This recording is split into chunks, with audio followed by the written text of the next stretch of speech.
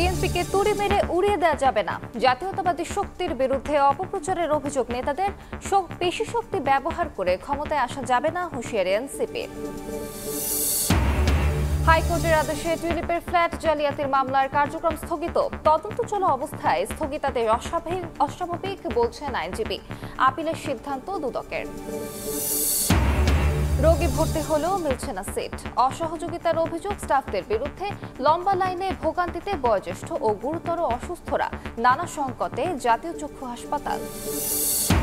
পোশাক খাতের কম উৎপাদন খরচ যেন আশীর্বাদ। মার্কিন শুল্কে ভিয়েতনাম সুবিধা পেলেও এগিয়ে বাংলাদেশ।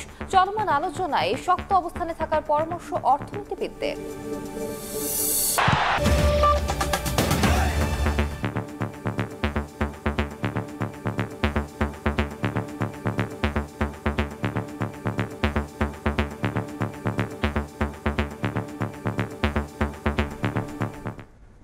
ভোরের সময় সঙ্গে আছি আমি আলিশা ইসলাম। বিএনপিকে তুড়ি মেরে উড়িয়ে দেওয়া যাবে না বলে মন্তব্য করেছেন বিএনপি মহাসচিব মির্জা ফখরুল ইসলাম আলমগীর। জাতীয়তাবাদী শক্তির বিরুদ্ধে অপপ্রচার চলছে বলেও জানান তিনি। এদিকে দলের স্থায়ী কমিটির সদস্য আমির খসরু মাহমুদ চৌধুরী বলেছেন, যারা নির্বাচন বাধাগ্রস্ত করতে চায় জনগণ তাদেরকে প্রত্যাখ্যান করবে। রোববার দেশজুড়ে চলা নানা কর্মসূচিতে অংশ নেন বিএনপির শীর্ষ নেতারা। দল এবং ভারপ্রাপ্ত চেয়ারম্যান তারেক রহমানের বিরুদ্ধে অপপ্রচার সহ নির্বাচন পেছানোর জন্য পরিকল্পিত ষড়যন্ত্র চলছে বলে দাবি করেন নেতারা। বিকেলে গুলশানের একটি হোটেলে Tarique Rahman the hope of Bangladesh নামের বইয়ের মোড়ক উন্মোচন করে দলটির মহাসচিব মির্জা ফখরুল ইসলাম আলমগীর বলেন, বিএনপিকে তুড়ি মেরে উড়িয়ে দেওয়া যাবে না। দলটি বারবার প্রমাণ করেছে ধ্বংসস্তূপ থেকে কিভাবে জেগে উঠতে হয়। বিএনপিকে এত সহজে তুড়ি মেরে উড়িয়ে দেওয়া যাবে। বিএনপি প্রমাণ করেছে, প্রতিবার প্রমাণ করেছে যে বিএনপি সেই ধ্বংসস্তূপ থেকে জেগে উঠতে জানে। আজকে যে প্রচার হচ্ছে, অপপ্রচার হচ্ছে, এর পেছনে কিন্তু একেবারে সুনির্দিষ্ট চক্রান্ত রয়েছে, বাংলাদেশের জাতীয়তাবাদী শক্তিকে ধ্বংস করে দেওয়া। এদিন চট্টগ্রামে বিএনপির স্থায়ী কমিটির সদস্য আমির খসরু মাহমুদ চৌধুরী বলেন, যারা রাজনীতিকে কলুষিত করে নির্বাচন বাধাগ্রস্ত করতে চায় তাদের জনগণ প্রত্যাখ্যান করবে। আজকে যারা বাংলাদেশের রাজনীতিকে আবার কলুষিত করতে চাচ্ছে, বাংলাদেশের গণতান্ত্রিক প্রক্রিয়াকে বাধাগ্রস্ত করতে চাচ্ছে, বাংলাদেশের নির্বাচনী প্রক্রিয়াকে বাধাগ্রস্ত করতে চাচ্ছে, তাদেরকে বাংলাদেশের জনগণ প্রত্যাখ্যান করবে। এর আগে সকালে সিলেট মহানগর বিএনপির বিশেষ সভায় দলটির স্থায়ী কমিটির সদস্য ডক্টর AZM জাহিদ হোসেন বলেন, যারা মব করে অভ্যস্ত তারাই মিটফোর্ডের ঘটনাটি ঘটিয়েছে। সরকার তার ভিতরে ঘাপটি মেরে থাকা আওয়ামী দূষরদেরকে নিয়ে চলছে বলেই আজকে তারা অন্যায়কারী তাদের ডানে বামে সামনে বসে থাকে, তাদেরকে তারা ধরেও না। উদ্দেশ্য একটাই, গণতন্ত্রকে যাতে ফেরত আসতে না পারে সেটাকে প্রলম্বিত করা।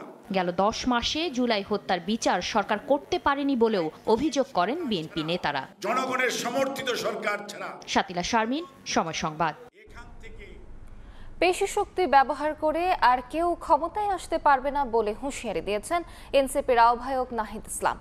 দেশ করতে এনসিপির জুলাই পদযাত্রার 13তম দিনে পিরোজপুরে কথা বলেন তিনি। কেউ কেউ শুধু ক্ষমতা চায় কিন্তু বিচার সংস্কার চায় না বলেও মন্তব্য করেন নাহিদ ইসলাম।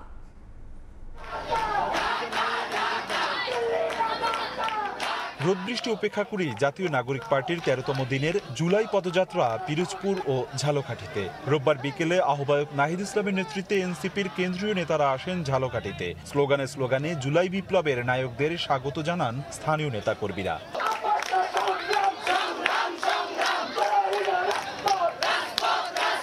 শহরের ফড়িয়াপট্টিতে পথসভায় বক্তব্যে এনসিপি আহ্বায়ক বলেন, জনগণের বিরুদ্ধে যারা দাঁড়াবে তাদের সঙ্গে ঐক্য করবে না এনসিপি। দেশে ভয়ের সংস্কৃতি করে প্রশাসন দলীয়করণের চেষ্টা চলছে বলেও মন্তব্য করেন নেতারা।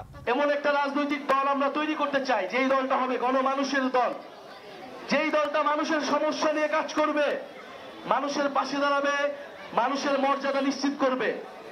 আমরা কোনো চাঁদাবাজদের, সন্ত্রাসীদের, দুর্নীতি মাফিয়া ব্যবসায়ীদের কোন দল হইতে চাই না। বাংলাদেশে মৌলিক সংস্কার এবং বিচার ছাড়া কোন সুষ্ঠু নির্বাচন আয়োজিত হতে পারবে না। এর আগে সকালে পিরোজপুরে পথসভায় নাহিদ ইসলাম বলেন, পেশি শক্তি ব্যবহার করে আর কেউ ক্ষমতায় আসতে পারবে না। কেউ শুধু ক্ষমতা চাইছে, শুধু দ্রুত নির্বাচন চাইছে, সংস্কার তাদের কাছে গুরুত্বপূর্ণ মনে হয় নাই। কিন্তু আমরা বলছি সংস্কার লাগবে এবং এই আওয়ামী লীগের বিচার লাগবে এবং একটা নতুন সংবিধান লাগবে। এই চাঁদাবাজদের অত্যাচারে তারা ব্যবসা করতে পারতেছে না ঠিক মতো। আপনারা ঢাকায় বিভৎস ঘটনাটা দেখেছেন, কিভাবে পাথর মেরে আমাদের এক ব্যবসায়ীকে দখলদারিত্বের অন্তর্গতনের কারণে মেরে ফেলা হয়েছে। এদিকে ঝালকাঠিতে প্রথমে ফায়ার সার্ভিসের মোড়, পরে শহীদ মিনার প্রাঙ্গণে এনসিপির পথসভা হওয়ার কথা থাকলেও বাধা দেন বৈষম্য বিরোধী কর্মীদের একাংশ। অপূর্ব অপু, সময় সংবাদ। আইনি বাধা নেই দাবি করে আবারও দলীয় প্রতীক হিসেবে শাপলা চেয়ে আবেদন করেছে জাতীয় নাগরিক পার্টি এনসিপি। সিসির সঙ্গে বৈঠক শেষে দলটির নেতারা বলেন, কাঙ্ক্ষিত মার্কা না দিলে রাজনৈতিকভাবে মোকাবেলা করা হবে। এ সময় আওয়ামী লীগের নৌকা প্রতীক স্থগিত করার দাবি জানান তারা। এদিকে ইসি জানিয়েছে, দল নিবন্ধনের সময় পরবর্তীতে এনসিপির আবেদনের বিষয়টি পর্যালোচনা করা হবে। সম্প্রতি রাজনৈতিক দলের নিবন্ধন চেয়ে আবেদন করে তরুণদের রাজনৈতিক দল জাতীয় নাগরিক পার্টি এনসিপি। দলীয় প্রতীক হিসেবে শাপলা, কলম কিংবা মোবাইল ফোন বরাদ্দ চায় দলটি, কিন্তু 10 জুলাই ভোটের মার্কা হিসেবে শাপলা তালিকাভুক্ত না করার সিদ্ধান্ত নেয় ইসি। এ নিয়ে অসন্তোষ জানায় এনসিপি। এর মধ্যেই রোববার নির্বাচন ভবনে সিইসি এএমএম নাসির উদ্দিনের সঙ্গে বৈঠক করে এনসিপির প্রতিনিধি দল। দলের নিবন্ধন দলীয় প্রতীক প্রবাসীদের ভোটার করার উদ্যোগ নিয়ে আলোচনা করে দুপক্ষ। সোয়া 2 ঘন্টার বৈঠক শেষে ব্রিফিংয়ে এনসিপির আইনজীবী জানান, শাপলাকে দলীয় প্রতীক করতে আইনি বাধা নেই, তাই দলের পক্ষে নতুন করে আবেদন জমা দেওয়া হয়েছে। এ সময় আওয়ামী লীগের নিবন্ধন স্থগিত থাকার যুক্তি তুলে ধরে দলটির প্রতীকও স্থগিত করার দাবি জানান তিনি। নৌকাকে কিন্তু এখনও তালিকা থেকে বাদ দেওয়া হয়নি, তো আমরা এই বিষয়টি কমিশনের নজরে এনেছি যে আইনগতভাবে আপনারা নৌকাকে এই যে তালিকা, এই তালিকার ভিতরে রাখতে পারেন না যতক্ষণ না এটি সরকার তাদের এই আওয়ামী লীগের উপরে যে সাময়িক নিষেধাজ্ঞা আছে সেটি তুলে নেয়। শাপলাকে প্রতীক দেয়া না হলে রাজনৈতিকভাবে মোকাবিলা করার হুঁশিয়ারি দিয়ে এনসিপির মুখ্য সমন্বয়ক নাসির উদ্দিন পাটোয়ারি বলেন, নির্বাচনের আগেই ইসিকে পুনর্গঠন করতে হবে। আমাদের শাপলার কোনো বিকল্প অপশন নাই, কারণ লিগ্যাল ওয়েতে আমরা দেখেছি আইনগতভাবে শাপলা পেতে আমাদের কোনো বাধা নেই। যদি বাধা দেওয়া হয় সেটা আমরা রাজনৈতিকভাবে লড়াই করব। শাপলা প্রতীক চেয়ে সবার আগে আবেদন করে নাগরিক ঐক্য। তালিকাভুক্ত না থাকায় কেটলি পায় দলটি। 17 এপ্রিল ফের শাপলা প্রতীক চায় মাহমুদুর রহমান মান্নার দল। এর 2 মাস পর একই মার্কা চেয়ে আবেদন করে এনসিপি। কাউসারা চৌধুরী কুমু, সময় সংবাদ, ঢাকা। ব্রিটিশ এমপি টিউলিপ সিদ্দিকের ফ্ল্যাট জালিয়াতির মামলার কার্যক্রম স্থগিত হওয়া নিয়ে তোলপাড় দুদকে। তদন্ত চলা অবস্থায় স্থগিতাদেশ অস্বাভাবিক বলছেন আইনজীবী। হাইকোর্টের আদেশের বিরুদ্ধে আপিলের সিদ্ধান্ত নিয়েছেন তারা। সম্প্রতি হাইকোর্টের একটি বেঞ্চ খসরুজ্জামান নামের এক আসামির আবেদনে রুল জারির পাশাপাশি 3 মাসের জন্য স্থগিতাদেশ দেন। তাসলিম তৌহিদের রিপোর্ট। গুলশানে ইস্টার্ন হাউজিংকে অনৈতিকভাবে প্লট নির্মাণের সুযোগ করে দিয়ে ব্রিটিশ এমপি টিউলিপ সিদ্দিক একই ভবনে বিনামূল্যে ফ্ল্যাট গ্রহণ করেন। চলতি বছরের 15 এপ্রিল এ ঘটনায় টিউলিপ সিদ্দিকের পাশাপাশি রাজুকের সাবেক 2 কর্মকর্তা শাহ খসরুজ্জামান ও সরদার মোশাররফ হোসেনের বিরুদ্ধে মামলা করে দুদক। মামলার তদন্ত যখন একেবারে শেষ পর্যায়ে তখনই আইনজীবীর এক চিঠিতে হতবাক দুদক। হাইকোর্টের দুদক আইনজীবীর চিঠিতে বলা হয়, সাবেক রাজুক কর্মকর্তা শাহ খসরুজ্জামানের রিটের পরিপ্রেক্ষিতে গত 8 জুলাই বিচারপতি মোহাম্মদ আলীর সমন্বয়ে গঠিত হাইকোর্টের দ্বৈত বেঞ্চ মামলাটি 3 মাসের জন্য স্থগিত করে রুল জারি করেছেন। সাবেক জেলা জজ ও হাইকোর্টের এই আইনজীবী বলছেন, তদন্ত চলা অবস্থায় এ ধরনের আদেশ অস্বাভাবিক। মামলার যদি চার্জশিট হয়ে না থাকে, শুধুমাত্র ইনকোয়ারি চলতে থাকে, এমত অবস্থায় লর্ডশিপস কেন এটা পুরো টেস্টে করেছেন এটা পুরো রেকর্ড না দেখে বলা যাবে না। নর্মালি তো একটু ব্যাপার হয়, যেহেতু ইনভেস্টিগেশন চলতেছে, ইনভেস্টিগেশন স্টে করা যায় না। চার্জশিটের আগে প্রসিডিং স্টে করা মানে বিচারটা চলবে না, আগাবে না, ইনকোয়ারি হবে না। বিষয়টি জানতে চাওয়া হয় দুদকের সংশ্লিষ্ট আইনজীবীর কাছে। তার জবাব, ক্ষুব্ধ তারা। আদেশ বাতিল চেয়ে যাওয়া হবে আপিল বিভাগে। ওটা আপিলের ডিভিশনে গেছে। হ্যাঁ, ওটা এটা কোনো গ্রাউন্ড হয় না, স্টে করা যায় না আমার মতে। কোর্ট তো ইনভেস্টিগেশন বন্ধ করে দিচ্ছে স্টে করে। কোর্ট পারে না, সেটা তো পারে না, কোর্ট পারে না, কিন্তু কোর্ট আমাদের দিয়ে দিচ্ছে সেজন্য আমার এটা গ্রাউন্ড ছিল যে আপনি এখন পারেন না, যদি তার কোনো গ্রাউন্ড থাকে আগে কগনিজেন্স হোক। উচ্চ আদালতের এ আদেশের কারণে থমকে গেছে টিউলিপের মামলার পুরো তদন্ত কাজ। যদিও দুদক আইনজীবী জানিয়েছেন টিউলিপ সহ 3 আসামির বিরুদ্ধে হওয়া মামলার কার্যক্রম স্থগিত নাকি শুধু আবেদনকারী খসরুজ্জামানের বিরুদ্ধে তদন্ত বন্ধ থাকবে তা জানা যাবে হাইকোর্টের লিখিত আদেশ প্রকাশের পর। খসরুজ্জামান নিজে অ্যাপ্লাই করছে শুধু তার জন্য, কারণ তার গ্রাউন্ডটা বলতেছে যে সে এই মামলাতে অ্যাডভোকেটের যে অ্যাডভোকেসি করেছে, he has given his opinion, সুতরাং তার জন্য তাকে ধরা যায় না সে এই ওপিনিয়নটা। তারপরে এখন মাত্র এফআইআর স্টেজে আছে। এদিকে টিউলিপ সংশ্লিষ্ট এই মামলাটি সচল করতে আপিল সহ অন্যান্য পদক্ষেপ নিতে তোড়জোড় শুরু করেছে দুদক। তাসলিম তৌহিদ, সময় সংবাদ, ঢাকা। রাজধানীর পুরান ঢাকায় নৃশংসভাবে ব্যবসায়ী সোহাগকে হত্যায় জড়িত আরও 2 জনকে গ্রেফতার করেছে আইনশৃঙ্খলা বাহিনী। এ নিয়ে চাঞ্চল্যকর মামলায় 7 জন গ্রেফতার হয়েছে। স্বরাষ্ট্র উপদেষ্টা জানিয়েছেন, সোহাগ হত্যা মামলা দ্রুত বিচার ট্রাইব্যুনালে নেয়ার পদক্ষেপ নেওয়া হচ্ছে। রাজনৈতিক বিবেচনায় কেউ ছাড় পাবে না জানিয়ে তিনি বলেন, অপরাধী ধরতে চিরুনি অভিযান পরিচালনা করা হবে।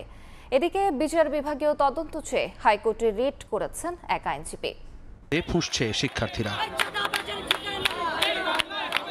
নিরাপত্তা নিশ্চিতে কার্যকর পদক্ষেপ না নেওয়া পর্যন্ত শাটডাউন কর্মসূচি পালন করছেন মিডফোর্ডের শিক্ষার্থীরা।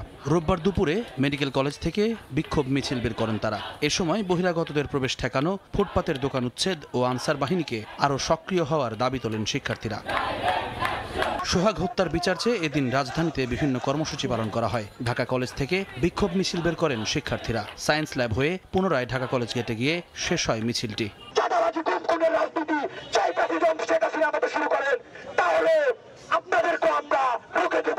মিডফোর্ডে নৃশংস হত্যাকাণ্ডের সময় ঘটনাস্থলে আনসার বাহিনীর কেউ ছিল না, তাই দায়িত্বে অবহেলার অভিযোগ সঠিক নয় বলে দাবি করেছেন আনসার বাহিনীর মহাপরিচালক। যখনই খবর পাইছে তখনই আমাদের পিসি কিন্তু তাড়াতাড়ি দৌড়ায় আসছে গেটে, এসে দেখে যে গেটের বাইরে তখন ওই বুকের উপরে উন্মত্ততা হচ্ছে। নৃশংস এই হত্যাকাণ্ডে রোববার নেত্রকোনা থেকে এজাহারভুক্ত আসামি রাজীব ও সজীবকে গ্রেফতার করে পুলিশ। এ পর্যন্ত ধরা পড়েছে 7 জন। রাজধানী ঢাকা এবং নেত্রকোনা জেলায় অভিযান পরিচালনা করে ডিবি আরও 2 জনকে আটক করেছে। এই নিয়ে এই ঘটনায় এই পর্যন্ত 7 জনকে গ্রেফতার করা হলো। সচিবালয়ে স্বরাষ্ট্র উপদেষ্টা জানান, সোহাগ হত্যা মামলা দ্রুত বিচার ট্রাইব্যুনালে স্থানান্তরে পদক্ষেপ নেওয়া হচ্ছে। এই হত্যাকাণ্ডের বিচার দ্রুত বিচার ট্রাইব্যুনালে নেয়ার পদক্ষেপ নেওয়া হয়েছে। অপরাধী যে দলেরই হোক না কেন, কোনো রাজনৈতিক অথবা অন্য কোনো পরিচয়ে কাউকে ছাড় দেওয়া হচ্ছে না। সোহাগ হত্যার তদন্তে বিচারিক কমিশন গঠনের নির্দেশনা চেয়ে হাইকোর্টে রিট করেছেন এক আইনজীবী। জুম্মান সাদিক জ্যাভলিন, সময় সংবাদ, ঢাকা। এদিকে হত্যার শিকার ব্যবসায়ী সোহাগের পরিবারের পাশে দাঁড়ালো বিএনপি। সমবেদনা জানানোর সঙ্গে তুলে দেওয়া হয় আর্থিক সহায়তা। বিএনপি ভারপ্রাপ্ত চেয়ারম্যান তারেক রহমানের নির্দেশে রোববার সোহাগের গ্রামের বাড়ি বরগুনার পাথরঘাটায় নিহতের স্ত্রী, সন্তান ও পরিবারের সঙ্গে দেখা করেন ভাইস চেয়ারম্যান নুরুল ইসলাম মনি। তুলে দেন আর্থিক সহায়তা। এ সময় খুনিদের দৃষ্টান্তমূলক শাস্তির আশ্বাস দেওয়া হয়। পাশাপাশি পরিবারটির পাশে থাকার ঘোষণা দেন বিএনপি নেতা। সোহাগ হত্যাকাণ্ড নিয়ে বিভিন্ন রাজনৈতিক দল পানি ঘোলা করার চেষ্টা করছে বলেও মন্তব্য করেন নুরুল ইসলাম মনি।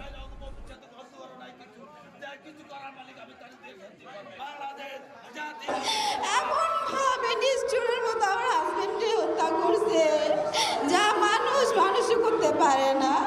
আমি আপনাদের সবার কাছে অনুরোধ করি, আমার হাজবেন্ডের বিচার চাই, এরকম কঠোর বিচার চাই, সবাই যদি দেখে। মূল দলের কোনো ব্যক্তি যদি এরকম ঘৃণ্য কর্মকাণ্ড করে, আমরা তার ফাঁসি চাই না। আমরা বিএনপির কোনো লোক যদি এই কাজ করে, আমাদের নেতা তারা বলছে তার দৃষ্টান্তমূলক শাস্তি দিতে হবে। এই বাংলাদেশে আমরা দেখতে চাই সেটা। প্রধান বিচারপতি নিয়োগ এবং জরুরি অবস্থা জারি সংক্রান্ত বিষয়ে রাজনৈতিক দলগুলোর মধ্যে ঐকমত্য তৈরি হয়েছে। তবে তত্ত্বাবধায়ক সরকার গঠনের প্রক্রিয়া নিয়ে একমত হতে পারেনি দলগুলো। রোববার দিনভর আলোচনা শেষে ঐকমত্য কমিশনের সহসভাপতি অধ্যাপক আলী রিয়াজ বলেন, আলোচনার অগ্রগতি অব্যাহত থাকলে চলতি মাসের শেষ নাগাদ জাতীয় সনদ তৈরি করবে কমিশন। এ সময় ঐকমত্য তৈরি হলে সনদ বাস্তবায়নে আইন এবং সংশোধনী কোনো বিষয় হবে না বলে মন্তব্য করেন বিএনপি স্থায়ী কমিটির সদস্য সালাউদ্দিন আহমদ। মৌলিক সংস্কার বাস্তবায়নে রাজনৈতিক দলগুলোর সঙ্গে ধারাবাহিক বৈঠক করছে জাতীয় ঐকমত্য কমিশন। রোববার বেলা 11টায় শুরু হয় দ্বিতীয় দফার দ্বাদশ দিনের সংলাপ। তৃতীয় দিনের মতো আলোচনা হয় প্রধান বিচারপতি নিয়োগ, তত্ত্বাবধায়ক সরকার এবং জরুরি অবস্থা ঘোষণা প্রসঙ্গে। দীর্ঘ বৈঠকে জ্যেষ্ঠতার ভিত্তিতে প্রধান বিচারপতি নিয়োগ দেওয়ার বিষয়ে একমত হয় রাজনৈতিক দলগুলো। তবে বিএনপি সহ অন্যান্য দলের দাবি অনুসারে প্রথম দুইজনের মধ্যে একজনকে নির্বাচনের বিষয়ে সিদ্ধান্ত নিতে নির্বাচনের ইশতেহারে উল্লেখ করে সংখ্যাগরিষ্ঠতা পেলে সংবিধান পরিবর্তন করা যাবে মর্মে একমত হয় দলগুলো। একই সঙ্গে প্রধানমন্ত্রীর একক প্রতি স্বাক্ষরের পরিবর্তে বিরোধী দলীয় নেতা বা উপনেতাকে অন্তর্ভুক্ত করে মন্ত্রিসভার সিদ্ধান্তের ভিত্তিতে জরুরি অবস্থা জারির বিধান করার বিষয়ে একমত হয় দলগুলো। তবে তত্ত্বাবধায়ক সরকার গঠন প্রসঙ্গে ঐকমত্য তৈরি হয়নি এদিনও। বৈঠক শেষে কমিশনের সহসভাপতি অধ্যাপক আলী রিয়াজ বলেন, আলোচনার অগ্রগতি অব্যাহত থাকলে জুলাই মাসের শেষ নাগাদ জাতীয় সনদ তৈরি করা সম্ভব হবে। দুটো বিষয়ে ঐকমত্য প্রতিষ্ঠিত হয়েছে আজকে। এর একটি হচ্ছে প্রধান বিচারপতি নিয়োগ সংক্রান্ত, অপরটি হচ্ছে জরুরি অবস্থা ঘোষণা সংক্রান্ত। অগ্রগতি অব্যাহত রেখে আমরা জুলাই মাসের শেষ নাগাদ একটি জাতীয় সনদে উপনীত হতে পারব। বিচার বিভাগকে বাদ দিয়ে তত্ত্বাবধায়ক সরকার গঠনে একমত হওয়ার কথা জানালেও গঠন প্রক্রিয়া নিয়ে ভিন্ন মত জানায় দলগুলো। বিচারাঙ্গনকে তত্ত্বাবধায়ক সরকারের নিয়ে আসার কারণে যে পলিটিসাইজ করা হয়েছে সেটির বিরোধী। জরুরি অবস্থার রাজনৈতিক ব্যবহার, অপব্যবহার, এটা বন্ধ হওয়ার একটা জায়গায় আমরা পৌঁছতে পেরেছি। যখন আমরা আলাপ আলোচনা করে একটা সনদে স্বাক্ষর করব, এটা অনেকটা ম্যাগনা কার্টা হিসাবে এটা বিবেচিত হবে। জামায়াতের নায়েবে আমির সৈয়দ আব্দুল্লাহ মোহাম্মদ তাহের বলেন, মৌলিক বিষয়ে শুধু ঐকমত্য তৈরি হলেই হবে না, বাস্তবায়নের আইনগত ভিত্তি থাকতে হবে। যে সমস্ত মৌলিক বিষয়ে আমাদেরকে ঐকমত্যে আসতে হবে, নাম্বার 1, নাম্বার 2, এটার লিগেল ভিত্তি দিতে হবে, যাতে করে nobody can deny and nobody can avoid. BNP স্থায়ী কমিটির সদস্য সালাহউদ্দিন আহমদ বলেন, প্রধান বিচারপতি নিয়োগ সংক্রান্ত আলোচনায় জাতীয় ঐকমত্য সৃষ্টির স্বার্থে একমত হয়েছে বিএনপি। অমীমাংসিত তত্ত্বাবধায়ক ব্যবস্থা নিয়েও সুনির্দিষ্ট মতামত দেওয়া হয়েছে। বলেন, ঐকমত্যে পৌঁছালে তা বাস্তবায়নে আইন এবং সংশোধনী কোনো বিষয় নয়। জাস্টিস শাহাবুদ্দিনের ক্ষেত্রে ঐকমত্যের ভিত্তিতে হয়েছে, এটা ছিল কনস্টিটিউশনের বাইরে। পরে সেটাকে কনস্টিটিউশনালিটি দেওয়ার জন্য একটা সংবিধান সংশোধনী করতে হয়েছে। ঐকমত্যে পৌঁছালে আইন এবং সংশোধনী কোনো বিষয় না। সংবিধান, নির্বাচন ব্যবস্থা, বিচার বিভাগ, দুদক ও জনপ্রশাসন সংস্কার কমিশনের 166টি সুপারিশের বিষয়ে 57টি সংলাপ করেছে জাতীয় ঐকমত্য কমিশন। হাসান ওয়ালি, সময় সংবাদ, ঢাকা। বিগত 3টি বিতর্কিত জাতীয় সংসদ নির্বাচন নিয়ে তদন্ত করতে 5 সদস্যের তদন্ত কমিটি গঠন করেছে অন্তর্বর্তী সরকার। 3 মাসের মধ্যে এসব নির্বাচন নিয়ে ওঠা অভিযোগের তদন্ত এবং ভবিষ্যতে সুষ্ঠু নির্বাচন আয়োজনে সুপারিশ দিতে বলা হয়েছে। তবে বিশ্লেষকরা বলছেন, অনিয়মের কোন পর্যায় পর্যন্ত এই কমিটি তদন্ত করবে তা সুস্পষ্ট নয়। আওয়ামী লীগ আমলের 3 নির্বাচনে অনিয়ম করা ব্যক্তিদের আইনের আওতায় আনার পাশাপাশি নির্দোষ কেউ যাতে অপরাধী না হয়ে যায় তা সতর্কভাবে দৃষ্টি রাখার আহ্বান জানান তারা। কাউসার চৌধুরী কোমর প্রতিবেদন।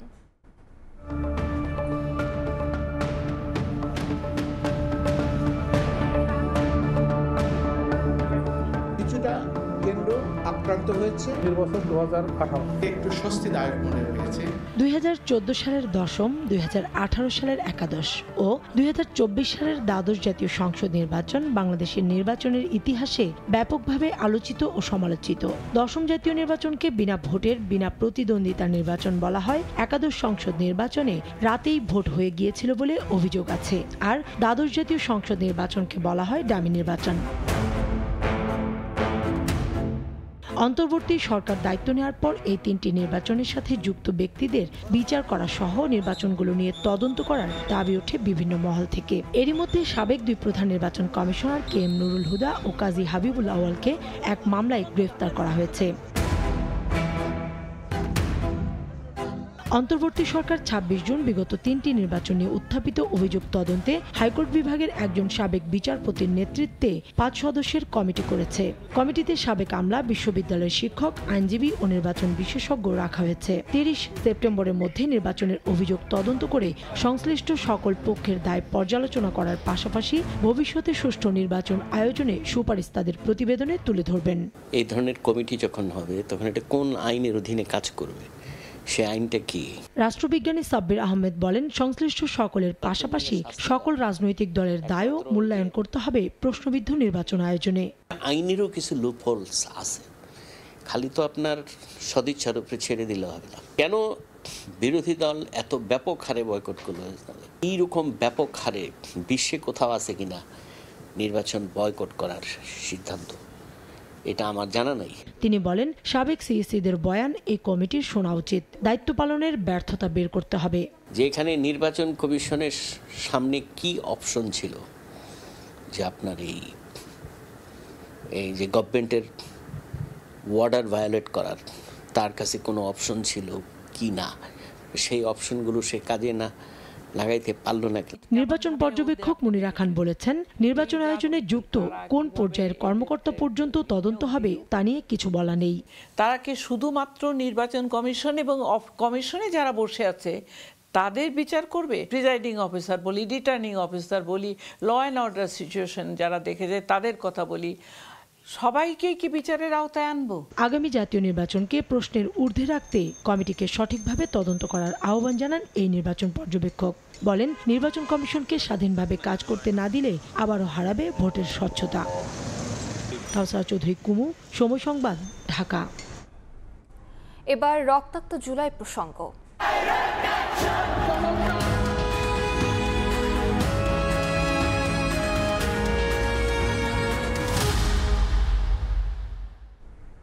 মুক্তিযোদ্ধাদের নাতিপুতিরা চাকরি না পেলে কি রাজাকারের নাতিপুতিরা চাকরি পাবে?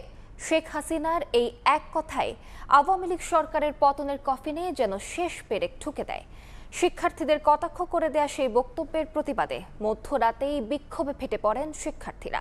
রচিত হয় সেই ঐতিহাসিক স্লোগান, তুমি কে আমি কে, রাজাকার রাজাকার, কে বলেছে স্বৈরাচার স্বৈরাচার।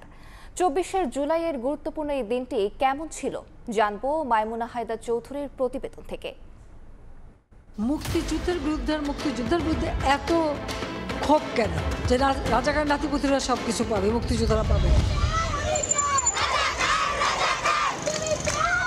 14 জুলাই 2024 গণভবনে আয়োজিত সংবাদ সম্মেলনে শিক্ষার্থীদের কটাক্ষ করা এই এক বাক্যে ফুঁসে ওঠে বাংলাদেশ। স্বাধীন বাংলায় নিজেদের ন্যায্য অধিকার চাইতে গেলেই স্বাধীনতা বিরোধী তকমা পাওয়া এ জাতির জন্য নতুন কিছু না হলেও 24 লড়াইয়ের রাজাকার উপাধিকে মেনে নেয়নি তারা। তাৎক্ষণিকভাবে তৎকালীন সরকার প্রধানের এমন বক্তব্য প্রত্যাহারের দাবি জানায় শিক্ষার্থীরা। প্রতিবাদ জানাতে রাত 10টা থেকে টিএসসিতে জড়ো হতে থাকেন শিক্ষার্থীরা। এক পর্যায়ে মধ্যরাতে ঢাকা বিশ্ববিদ্যালয়ের বিভিন্ন হল থেকে মিছিল নিয়ে রাজপথে নামেন হাজার হাজার শিক্ষার্থী। এ সময় হলের গেটে গেটে বাধা দেয় ছাত্রলীগ, কিন্তু তা রুখতে পারেনি শিক্ষার্থীদের স্রোত। হলের গেট ভেঙে কেউ বা তালা ভেঙে বেরিয়ে আসেন দলে দলে। হলের তালা ভেঙে সেই মিছিলে যোগ দেয় ঢাবির সবগুলো হলের মেয়েরা। মিছিল হয় জাহাঙ্গীরনগর ও জগন্নাথ বিশ্ববিদ্যালয়েও, সেখানেও বাধা দেয় ছাত্রলীগ। চট্টগ্রাম বিশ্ববিদ্যালয়ের শিক্ষার্থীরা ক্যাম্পাসে বিক্ষোভ শুরু করলে হামলা চালায় ছাত্রলীগ।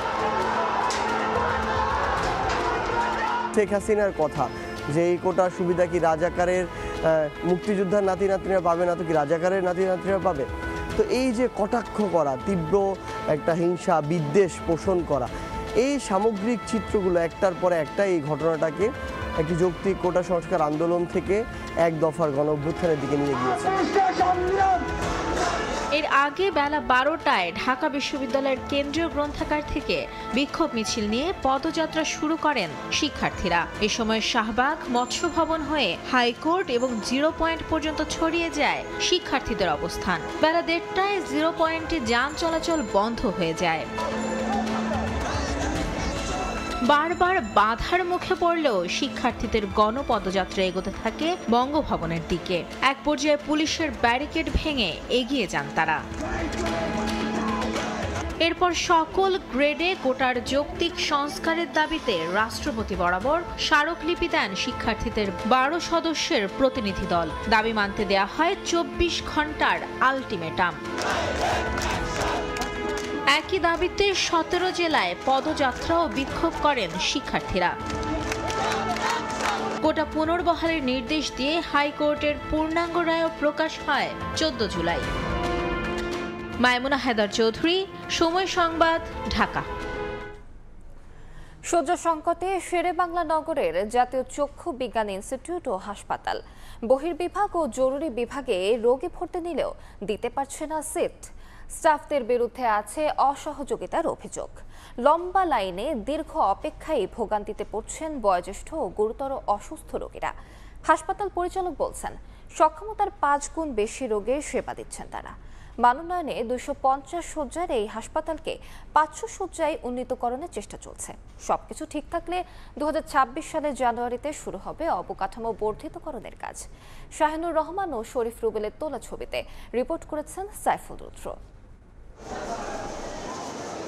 2007 সালে যাত্রা শুরুর পর থেকে 140 জন ডাক্তার ও 240 জন নার্স দিয়েই চলছে জাতীয় চক্ষু বিজ্ঞান ইনস্টিটিউট ও হাসপাতাল। অথচ গেল 18 বছরে এই হাসপাতালে রোগীর চাপ বেড়েছে 6 থেকে 7 গুণ। চোখের উন্নত চিকিৎসায় দেশের প্রান্তিক জনগোষ্ঠীর জন্য হাসপাতালটিকে রেফারেল সেন্টার বলা হলেও এখানে আছে নানা সংকট, রয়েছে রোগীদের নানা অভিযোগ। আজকে সহকারে আপনারা এই ধরেন যে 6 মাস মানে ঘুরতেছে এরকম রোগী নিয়ে ভর্তি তো হইতে পারতেছেন, এটা তো এছাড়া তো কেউ দেখে না। 1 বছর পরে ওনার আর কি অপারেশনটা করব, এখন এইভাবে কিছু করব না। যেখানে আমাদেরকে লাইনে দাঁড় করে রাখা হয় সেখানে পর্যন্ত ফ্যান নেই, এই গরমের ভিতরে দাঁড়িয়ে থাকাটা খুবই কষ্টকর। বয়স্ক রোগীদের সিরিয়ালগুলো অনেক লম্বা থাকে, এখানে অনেক টাইম দাঁড়ায় থাকতে হয়। যে পরিমাণ রোগী আছে ওই তুলনায় ডাক্তার নেই। আমাকে ভর্তি করেছে কিন্তু আজকে হাসপাতালে থাকতে হবে না, কালকে এসে অপারেশন করে আবার 3 ঘন্টা রেখে আবার বাসায় চলে যাব। স্টাফদেরকে একটা কথা জিজ্ঞাসা করলে তারা বিরক্ত বোধ করে, মানে তারা সঠিক তথ্য দেয় না। 6 তলা বিশিষ্ট 3টি ভবন, 9টি বিভাগ, 13টি অপারেশন থিয়েটার ও প্রয়োজনের তুলনায় 1/3 জনবল নিয়ে চলছে হাসপাতালটি। আনুপাতিক হারে আমাদের চিকিৎসক সংখ্যা কম, আমাদের নার্স স্টাফ সবই কম, কিছুটা আমাদের ইনস্ট্রুমেন্টের এখনো অপ্রতুলতা রয়েছে। সংখ্যা যদি আমরা বাড়াইতে পারি তাহলে রোগীরা আরো বেশি পরিমাণে সার্ভিস পাবে বলে আমি বিশ্বাস করি। সংকটের কথা স্বীকার করে প্রতিষ্ঠানটির পরিচালক বলছেন, শয্যা বৃদ্ধি ও জনবল দ্বিগুণ করতে এরই মধ্যে সরকারের সঙ্গে আলোচনা চূড়ান্ত হয়েছে। 250 বেডের হাসপাতাল অলমোস্ট 100% অকুপেন্সি রেট থাকে। আমরা এই রোগীদেরকে বেডে না রেখে ডে কেস হিসাবে আমরা সার্জারি করে দিই, যাতে করে রোগীরা আমাদের এখান থেকে ফেরত না যায়। ভার্টিক্যাল এক্সটেনশন করার আমাদের একটা পরিকল্পনা আমরা হাতে নিয়েছি।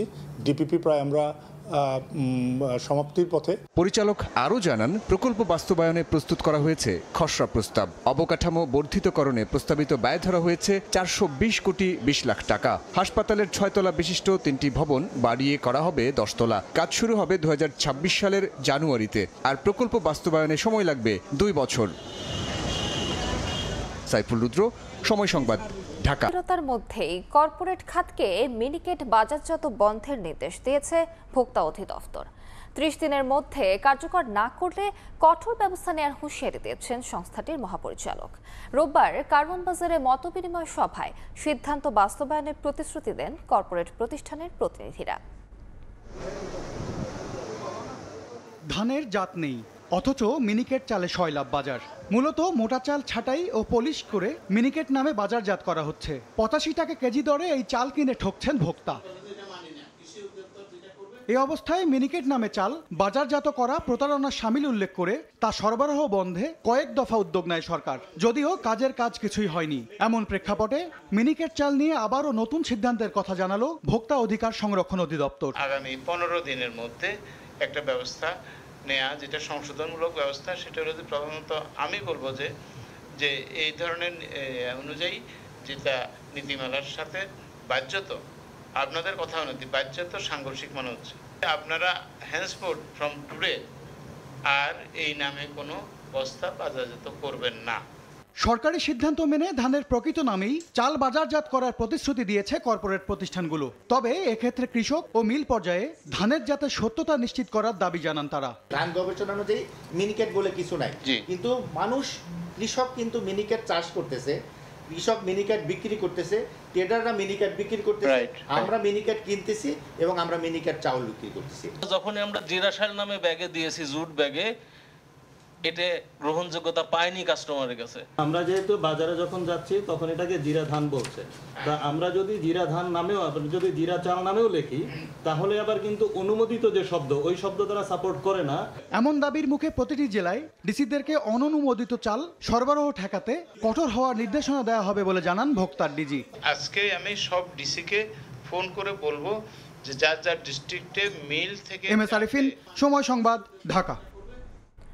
সিন্ডিকেটের তৎপরতা ছাড়াই চলতি বছর হজ ব্যবস্থাপনার সব কার্যক্রম সম্পন্ন হয়েছে বলে জানিয়েছেন ধর্ম উপদেষ্টা।